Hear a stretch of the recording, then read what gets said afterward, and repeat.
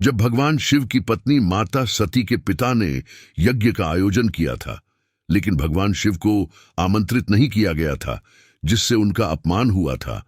अपने पति का अपमान देखकर माता सती इतनी क्रोधित हो गई थी कि उन्होंने उसी यज्ञ में स्वयं की आहुति दे दी थी। वह अपने प्राण त्याग दिए थे।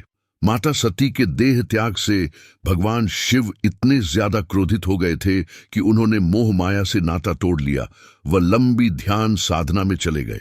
भगवान शिव कई वर्षों तक ध्यान में लगे रहे। वह इस कारण सभी देवी देवता चिंतित हो उठे।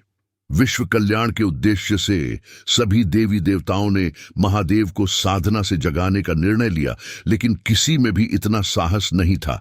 ऐसे में स्वयं कामदेव सामने आए और उन्होंने शिवजी को जगाने की ठानी। इसके लिए वे शिवजी के पास गए और अपने धनुष पर प्रेम का तीर चढ़ाकर महादेव की ओर चलाया। इस तीर के प्रभाव से भगवान शिव की साधना टूट गई। वह अपनी साधना के टूटने से भगवान शिव इतने अधिक क्रोधित हुए कि उनकी तीसरी आंख खुल गई और उस आंख से निकली ज्वाला के प्रकोप से कामदेव वही जलकर भस्म हो गए। दूसरी बार महादेव ने अपनी तीसरी आंख तब खोली थी जब माता पार्वती और महादेव का नया नया विवाह हुआ था। माता पार्वती माता सती का ही पुनर्जन्म था, जिसे महादेव ने अपनाया था। एक दिन माता पार्वती ने उत्सुकतावश भगवान शिव के साथ खेलने के उद्देश्य से पीछे से उनकी दोनों आंखों पर हाथ रखकर उन्हें बंद कर दिया। माता पार्वती के द्वारा शिवजी की दोनों आंखें बंद करने से पूरे विश्व में अंधकार छा गया। वह जीवन रुक गया।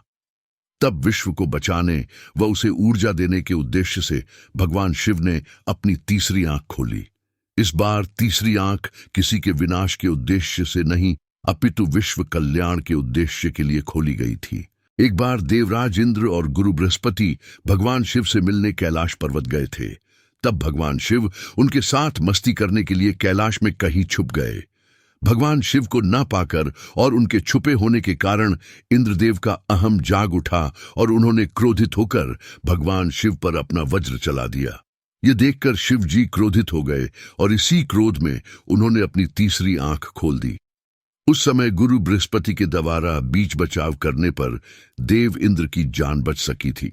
सभी देवी देवताओं और भगवानों में केवल महादेव के पास ही तीसरी आंख है, जो यदि खुल जाए तो विनाश कर सकती है, किंतु इसका कार्य हमेशा विनाश का नहीं था। महादेव को विनाश का भगवान भी कहा जाता है, लेकिन किसी भी वस्तु का विनाश उसके निर्माण के बिना संभव नहीं।